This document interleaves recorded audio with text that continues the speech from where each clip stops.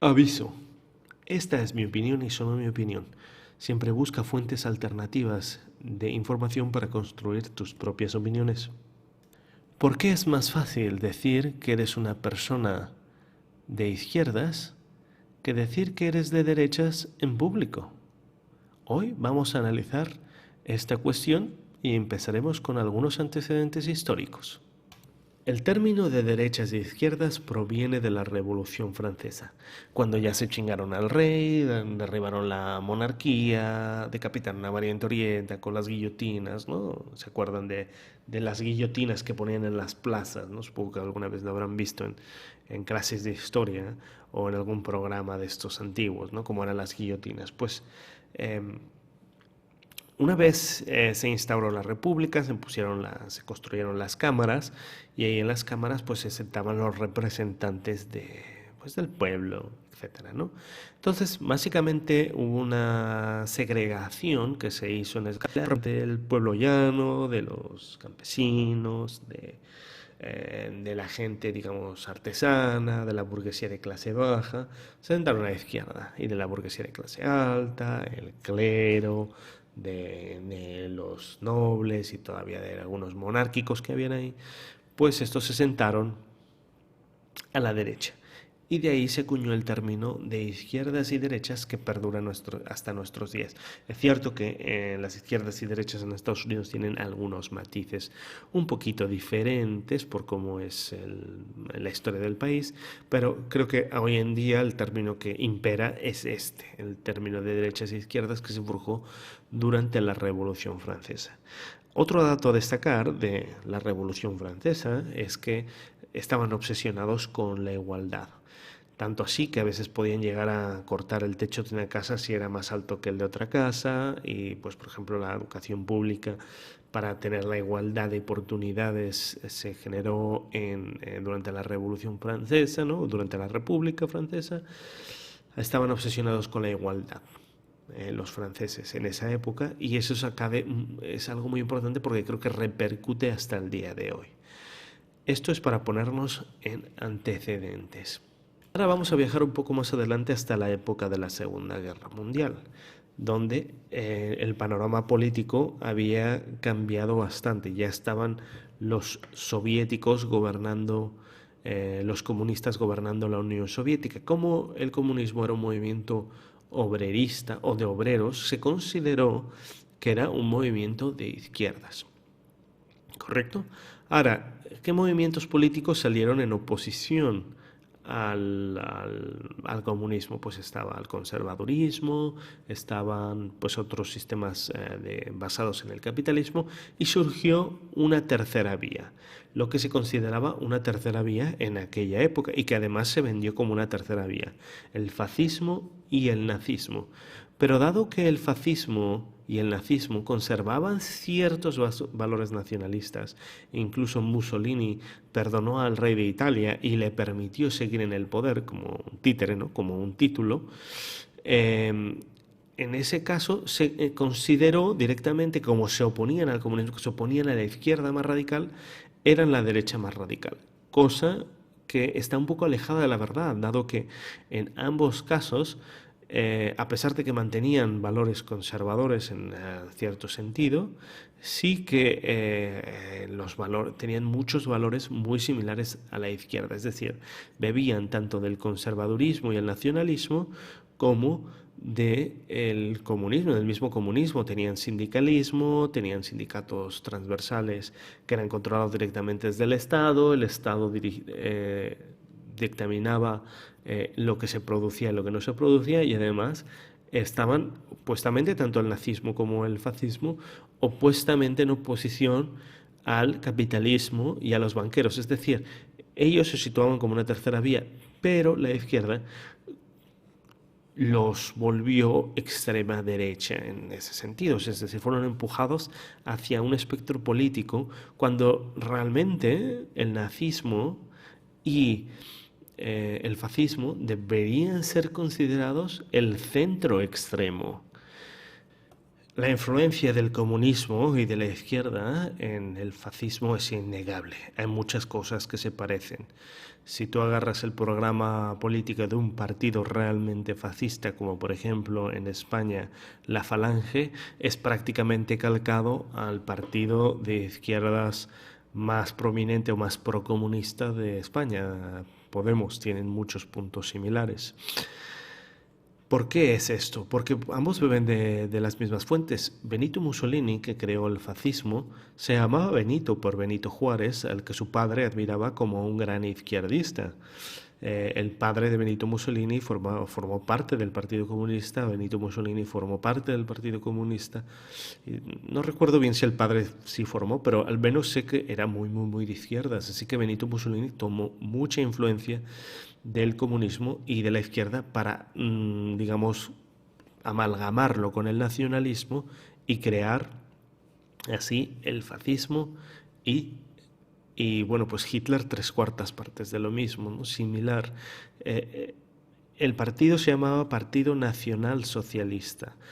Unificaba sentimientos nacionalistas alemanes, germanófilos, con sentimientos pues con la clase obrera, con la clase trabajadora, con el sindicalismo. En Alemania, Hitler decidía que se fabricaba, no había empresas, estaban en contra de los banqueros, por supuesto, a los cuales veían como parásitos igualmente. El capitalismo no era algo que les agradaba, que les agradara demasiado. Hitler, el Partido Nacional Socialista, era un partido que era transversal, que tocaba ambos espectros políticos, por lo tanto, es centro extremo, no hay otra forma de definirlo.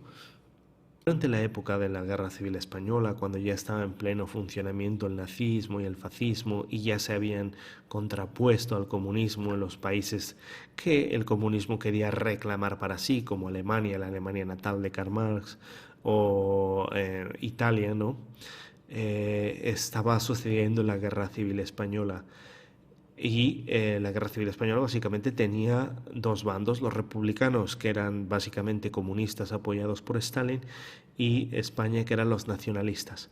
Pues bien, hubieron brigadas internacionales de izquierdistas de todo el mundo que fueron a luchar contra los nacionalistas españoles y que obviamente los llamaron fascismo. Se etiquetó a Francisco Franco como un fascista cuando Francisco Franco era monárquico. El personaje de Francisco Franco, como lo veas, fue un personaje monárquico, él mismo se declaró a sí mismo una especie de rey e reinstauró la monarquía a su muerte eligiendo a su heredero. Básicamente un monárquico. El hecho es que sí que fue apoyado por el partido de la Falange en España, que era un partido que sí era fascista, pero bueno, tampoco es que tuviera muchos apoyos. Tenía a los carlistas, a los falangistas, no tenía muchos partidos políticos que le apoyaran porque básicamente todas las repúblicas eran súper izquierdistas de, vamos, de hueso colorado, como dicen, ¿no? Entonces, la izquierda consiguió que se catalogaran cualquier movimiento del tipo nacionalista, conservadorista, así un poco duro, como fascismo. Consiguió que los términos de fascismo fueran como amalgamados a cualquier movimiento nacionalista y conservador. Es verdad, el fascismo y el nazismo tenían dentro de su movimiento algunas partes conservaduristas, algunas partes nacionalistas, pero también tenían partes socialistas, muy socialistas. El sindicalismo, el cómo manejaba el Estado directamente a la producción y la planificación, tenían sistemas muy similares de ver el mundo, y por eso el nazismo y el fascismo eran movimientos transversales. Pero ya en esa época consiguió su primera victoria. Había conseguido la izquierda internacional que la prensa calificara a cualquier movimiento nacionalista o conservador de fascista, y consiguió imbuir la palabra fascista en cualquier movimiento fuera del fascismo real, fuera de lo que fue el fascismo o el nazismo real. Ahora bien, otra de las grandes victorias de la izquierda en este sentido es que consiguieron que lo que ellos mismos habían catalogado como extrema derecha, como nacionalismo puro y duro, como la derecha llevada al extremo, fuera considerado lo peor que podía ser un ser humano, lo más bajo, lo más ruin, lo más mezquino, que fuera la maldad pura. Consiguieron que los crímenes de los nazis, que no los estoy blanqueando, pero que los crímenes de los nazis fueran como potenciados, como que fueran los más horribles de la historia de la humanidad. Y sin embargo, los crímenes del comunismo, los cientos de millones de muertos que superan, que dejan a Hitler casi como una buena persona, que los regímenes horribles de Stalin, las locuras de Mao, el canibalismo, los campos de concentración, y digo canibalismo porque la gente se ha muerto de hambre y se ha comido a sus muertos, vamos, en los regímenes comunistas, el hambre, la miseria, la dictadura, la explotación más pura del humano por el humano, se considerara como algo bueno, secundario. Sí, hubo algunas cosas. ¿Cuándo salió el libro de Archipiélago Gulag, que se escapó de la censura rusa, del autor Solzhenitsyn, que yo recomiendo a cualquier persona que me escuche que lo lea? Que perdieron un poco el fuelle allí por los 90 desde la perestroika, de que el comunismo era, vamos, porque iban muchos filósofos, iban a la Unión Soviética los filósofos y los pensadores que no trabajan, los papanatas que siempre escriben a favor de la izquierda, que son los que realmente mueven, ¿no? Los intelectuales que mueven. No hay trabajadores que muevan el comunismo, no es realmente un movimiento obrero organizado, son siempre intelectuales burgueses que están detrás. Pues esta gente iba a la Unión Soviética y volvía diciendo, es tan maravilloso, es lo más maravilloso que he visto. Bernie Sanders pasó su luna de miel, Bernie Sanders, político de Estados Unidos, de los demócratas, pasó su luna de miel a la Unión Soviética y dijo que vio unas cosas maravillosas de cómo era ahí y la sociedad, ¿no? Y aún tienen esa idea. La izquierda ha conseguido que el término comunista no han podido salvarlo de la quema porque ya se ha considerado algo malo, pero no tan malo como nazi. Y lo que han hecho muy bien es que han hecho un rebranding, se han cambiado, bueno, han hecho un cambio de marca para hacer su rebranding y ahora son socialismo o socialismo democrático. ¿Sabe qué países son socialistas democráticos? Corea del Norte, socialismo democrático, por ejemplo. ¿No? Se llaman a ellos simplemente socialistas, no es tan duro, ¿no? No somos comunistas del todo, somos socialistas, son comunistas.